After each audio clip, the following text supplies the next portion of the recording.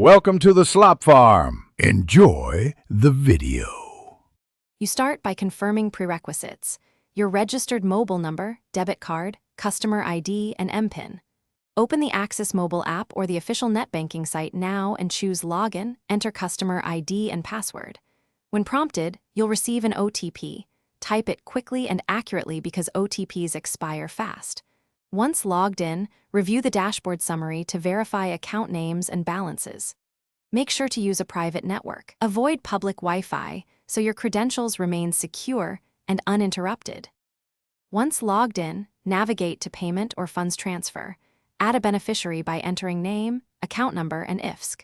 You'll need to validate using OTP or in-app approval. Complete that to avoid holds. Next, enable UPI or link your bank account to the Axis mobile profile for instant transfers. Set sensible limits and daily caps for safety.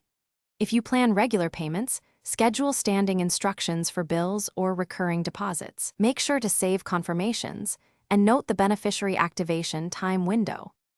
To finish, run a small value transfer to a newly added beneficiary to confirm routing and timings. Keep the transaction ID and screenshot the confirmation. Review e-statements and update contact details if SMS or OTPs fail. If biometric login is enabled, use it only on your personal device and still log out after use.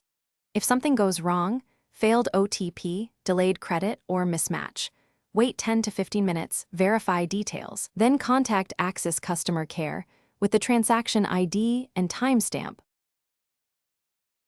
Thanks for watching. Consider subscribing if we helped you today.